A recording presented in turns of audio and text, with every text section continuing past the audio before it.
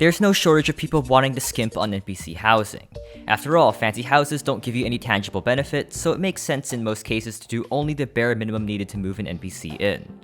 If you wanted to do that, there's no shortage of skimpy house designs. There are classic designs like the 4x8 dirt hut, the 3x10 tall shared wall mini, or the dynamite hole. If you're a bit more creative or crafty, you might even go for the speedrunner platform shack, converted cabin, or even something wall-less like the bisected platform or the underground snake. Regardless of your situation, there's always a cheap and dirty house design for your needs. However, the reason you're here today isn't to learn about cheap and efficient house designs. There's a million videos and guides about that. What we're here to do today is to flaunt the Terraria housing code. That is, not to create the most efficient house, but the most unlivable one. It should be the most annoying, deadly, hazardous, and impractical house imaginable, one that nobody would want to build in their run, but one that is still deemed suitable by Terraria's exalted book of building guidelines. So, what is this house? Well, let's follow the book. The first thing a house must satisfy is a size and wall requirement. The size requirement is relatively absolute. There isn't any getting around the minimum tile requirement, but we can mess with the wall requirement. You see, you don't need to fully wall a house. You only need to fill in walls so that there are no gaps wider than 4 blocks wide within your house's structure. By being deliberate with our house's frame design, we can achieve the minimum house requirement while never needing to have a gap larger than 4 blocks, so we don't need any walls.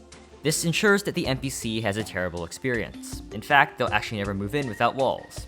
This also has the added benefit of making the house's exterior warped and annoying, so that's a plus too. The second thing we can flaunt is the block requirement. Terraria houses, like all houses, are meant to be built with solid walls to form a cohesive separation between inside and outside. So, what if we just didn't? Bubble blocks are a true full block, but unlike any other block, they are completely pass-through. You can even fall through them unlike platforms. Despite this, they are a valid building material. By building our house out of bubble blocks, we are now making a house that effectively has no physical walls. Combine this with the fact that it has no background walls, and we get a house that basically has no permanence at all, and fails at the main purpose of shelter. Unfortunately though, we can't build the entire frame out of bubble blocks since we can't place furniture on them. While this is sadly non-negotiable, we can still goof around with this requirement a bit. You see, normally a house would require some kind of door to be valid.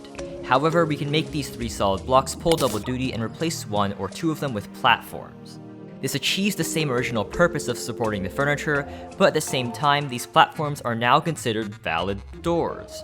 Despite the fact that no NPC will ever be able to fit their inflexible, terribly wide body through this one tile opening, it is still considered a door, and as such we are able to create a house without any official entrances or exit.